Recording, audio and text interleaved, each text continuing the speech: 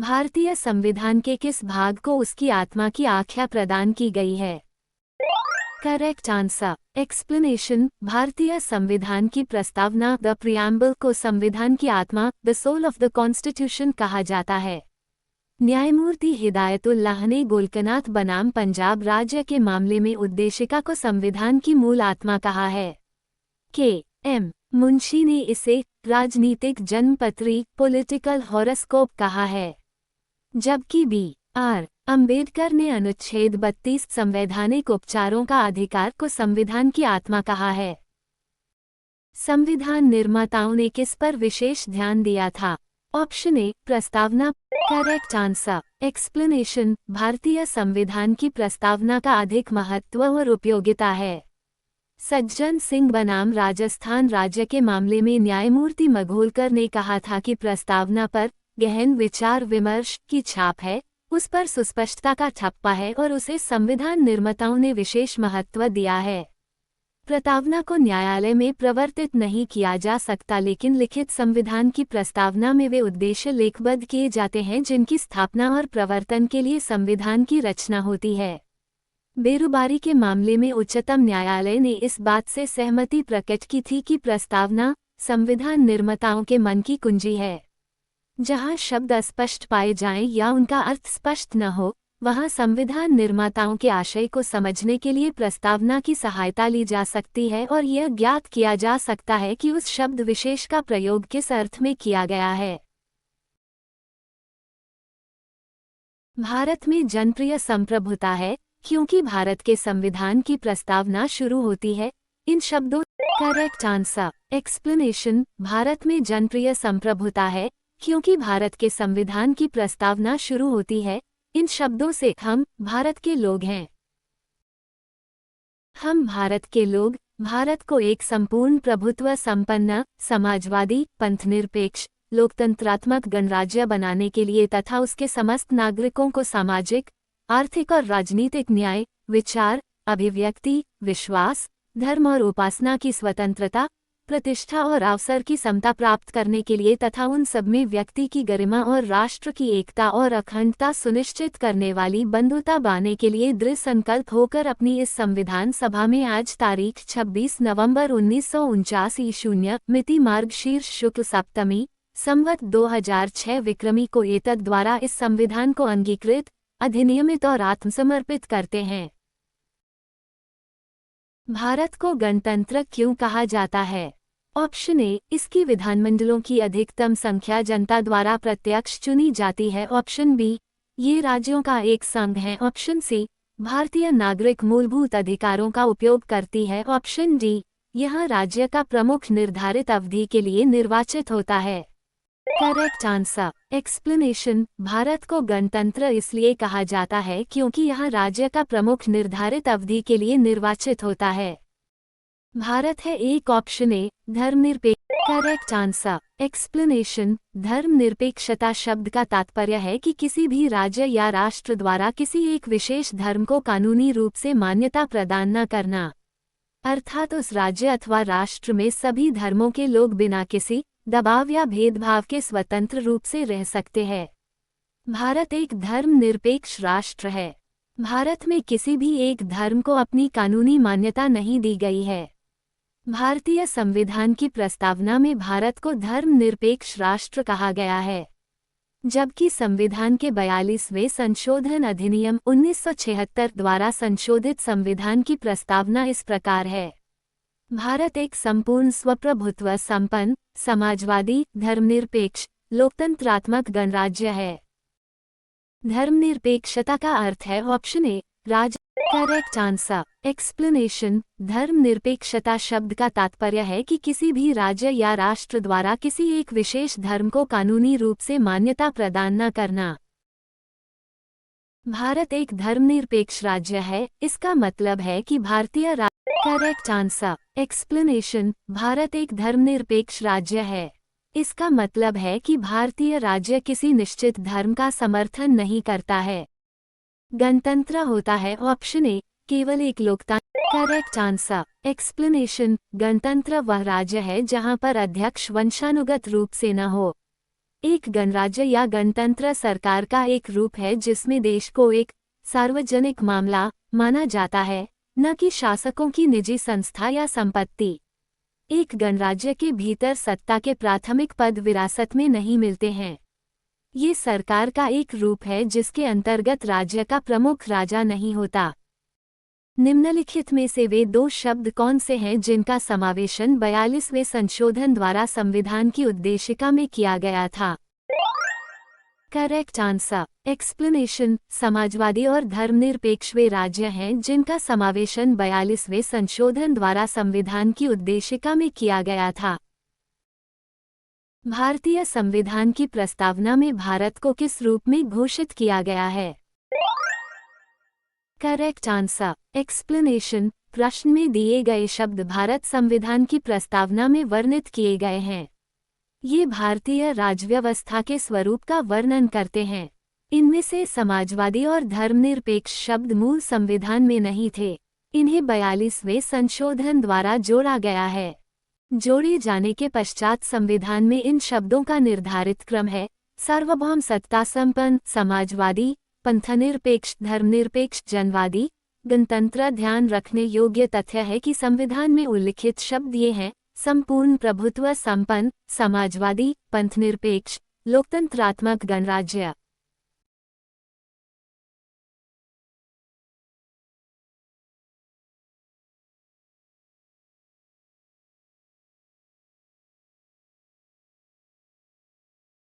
भारत एक गणतंत्र है। इसका अर्थ है ऑप्शन ए, सभी मामलों में अंतिम अधिकार जनता के पास है। ऑप्शन बी, भारत में संसदीय शासन व्यवस्था है। ऑप्शन सी, भारत में वंशानुगत शासक नहीं है। Correct answer explanation. भारत एक गणतंत्र है। इसका अर्थ है भारत में वंशानुगत शासक नहीं है।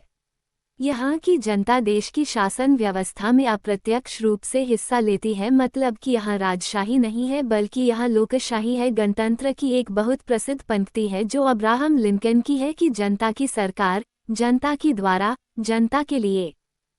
निम्नलिखित में से कौन सा शब्द भारत के संविधान की उद्देशिका में नहीं है?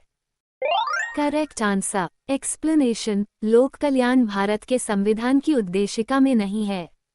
भारत का संविधान की उद्देशिका में नागरिकों को विचार, अभिव्यक्ति, विश्वास, धर्म और उपासना की स्वतंत्रता प्रदान करने के अतिरिक्त सामाजिक, आर्थिक और राजनीतिक न्याय को सुनिश्चित करने का प्रावधान किया गया है।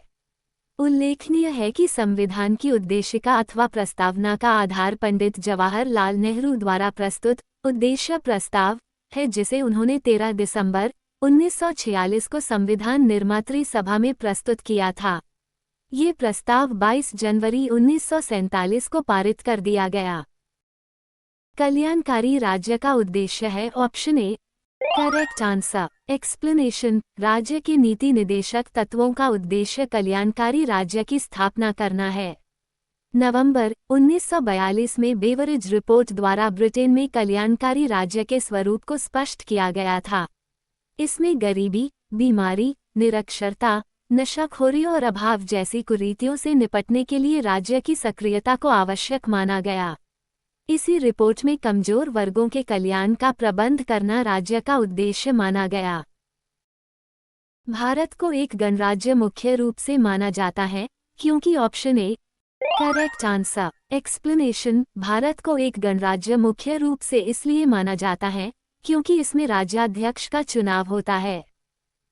भारतीय संविधान की प्रस्तावना के सिलसिले में निम्नलिखित में कौन क्रम सही है? Correct answer explanation. भारतीय संविधान की प्रस्तावना के सिलसिले में ये क्रम सही है: सार्वभौम सत्ता संपन्न समाजवादी, धर्मनिरपेक्ष, जनवादी, गणतंत्र। संविधान की प्रस्तावना में प्रयुक्त शब्द सेक्युलर, सेक्युला का अर्थ है ऑप्शन। Correct answer explanation. संविधान की प्रस्तावना में प्रयुक्त शब्द सेक्युलर, सेक्युला का अर्थ है सभी नागरिकों को धर्म एवं उपासना की स्वतंत्रता। भारतीय संविधान द्वारा भारत पंथनिरपेक्ष देश घोषित किया गया है। पंथनिरपेक्षता और धर्मनिरपेक्ष देश में अंतर है। कई लोग मानते हैं कि सेकुलर शब्द का अर्थ धर्मनिरपेक्ष है, लेकिन उसका अर्थ पंथनिरपेक्ष होता है, अर्थात कानूनी कार्रवाई सभी धर्मों के लोगों पर समान रूप से होगी। शब्द धर्मनिरपेक्ष भारत के संविधान की प्रस्तावना में जोड़ा गया था। इसके विषय में निम्न कथनों में से कौन सा सही है? 1. ये वर्ष 1976 में जोड़ा गया था। 2. यह 44वें संविधान संशोधन द्वारा जोड़ा गया था। 3. ये 42वें संविधान संशोधन में जोड़ा गया था। 4. यह मूल प्रस्तावना में था। उत्तर करेक्ट आंसर। एक्सप्लेनेशन शब्द धर्मनिरपेक्ष भारत के संविधान की प्रस्तावना में जोड़ा गया था। इसके विषय में पहला और तीसरा कथन सही है कि यह वर्ष 1976 में जोड़ा गया था और ये 42वें संविधान संशोधन में जोड़ा गया था। भारतीय संविधान की प्रस्तावना में लिखित हम भारत के लोग we the people of India से क्या अर्थ निकलता है? Correct answer. एक्सप्लेनेशन भारतीय संविधान की प्रस्तावना में लिखित हम भारत के लोग we the people of India से यह अर्थ निकलता है कि संविधान का निर्माण भारत की जनता द्वारा हुआ है। समाजवाद का अर्थ है option A correct answer. Explanation समाजवाद अंग्रेजी भाषा के सोशलिज्म शब्द का हिंदी पर्यायवाची है। सोशलिज्म शब्द की व्युत्पत्ति सोशस शब्द से हुई है जिसका अर्थ समाज होता है। इस प्रकार से समाजवाद का संबंध समाज और उसके सुधार से संबंधित है। 42वें संविधान संशोधन द्वारा प्रस्तावना में निम्नलिखित में से कौन सा शब्द जोड़ा गया? Correct answer. एक्सप्लेनेशन विदित है कि वर्ष 1976 में 42वें संविधान संशोधन अधिनियम के माध्यम से संविधान की प्रस्तावना में संशोधन किया गया और इसमें 3 नए शब्द समाजवादी, धर्मनिरपेक्ष और अखंडता जोड़े गए।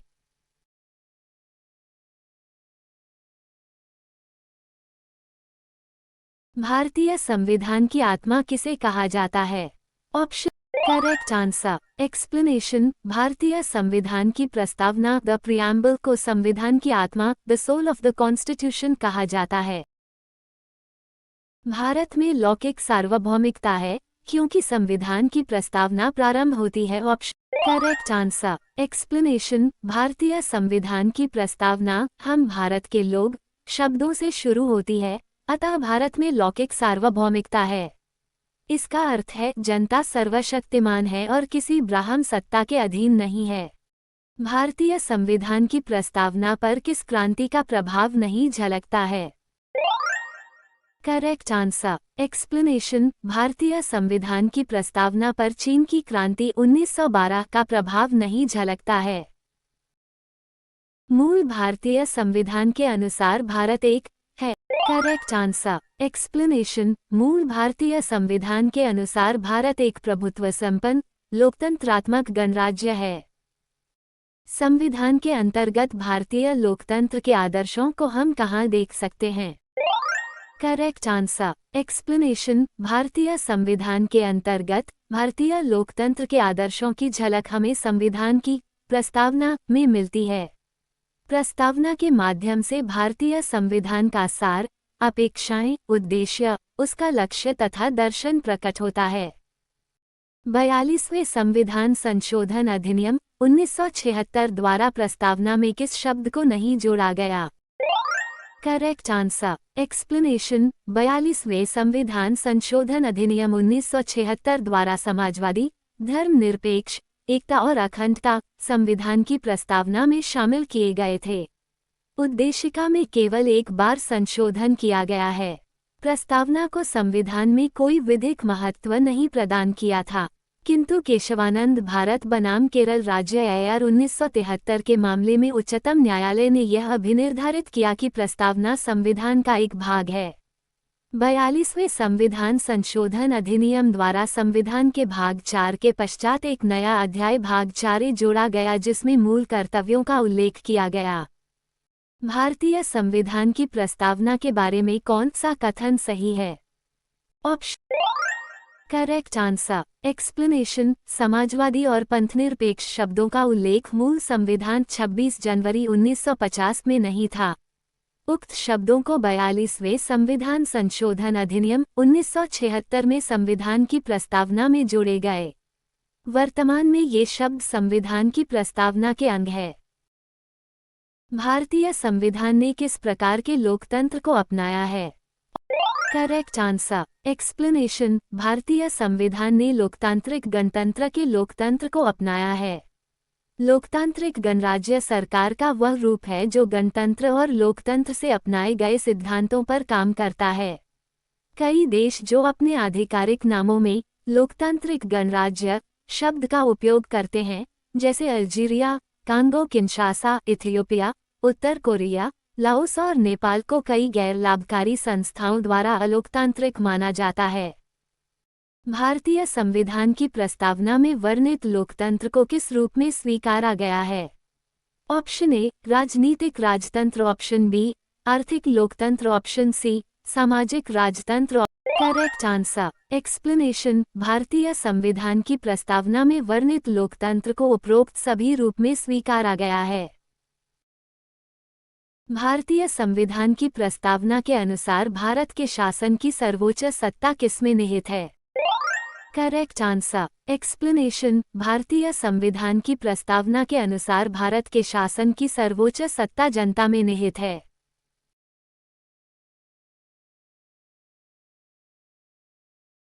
भारत की संप्रभुता, एकता तथा अखंडता को अक्षुण्ण बनाए रखने तथा उसकी रक्षा करने का प्रावधान किया गया है। और करेक्ट आंसर। एक्सप्लेनेशन। संप्रभु शब्द का आशय है कि भारत न तो किसी अन्य देश पर निर्भर है और न ही किसी अन्य देश का डोमिनियन है। इसके ऊपर और कोई शक्ति नहीं है और यह अपने आंतरिक अथवा बाह्य मामलों का निस्तारण करने के लिए स्वतंत्र है। यद्यपि वर्ष 1949 में भारत ने राष्ट्रमंडल की सदस्यता स्वीकार करते हुए ब्रिटेन को इसका प्रमुख माना, तथापि संविधान से अलग ये घोषणा किसी भी तरह से भारतीय संप्रभुता को प्रभावित नहीं करती। भारतीय संविधान की प्रस्तावना में जिन आदर्शों एवं उद्देश्यों की रूपरेखा दी गई है, उनकी आगे व्याख्या की गई है। Option A correct answer. Explanation. भारतीय संविधान की प्रस्तावना में जिन आदर्शों एवं उद्देश्यों की रूपरेखा दी गई है, उनके आगे मूल अधिकारों, राज्य के नीति निदेशक सिद्धांतों एवं मौलिक कर्तव्यों के अध्यायों में व्याख्या की गई है। सामाजिक, आर्थिक और राजनीतिक न्याय प्रदान करने के लिए नीति निदेशक तत्वों में उल्लेख है, जबकि विचार, अभिव्यक्ति, धर्म, विश्वास और उपासना की स्वतंत्रता का वर्णन मूल अधिकारों में किया गया है। मूल कर्तव्यों के भाग में नागरिकों के लिए सार्वजनिक संपत्ति और राष्ट्रीय प्रतीकों का सम्मान जैसी बातें राष्ट्र की एकता और अखंडता को बढ़ावा देने से संबद्ध हैं। संविधान सभा में प्रस्तुत उद्देश्य प्रस्ताव में अभिव्यक्ति विचार को भारतीय संविधान के किस भाग में पुनर्तः शामिल किया गया है?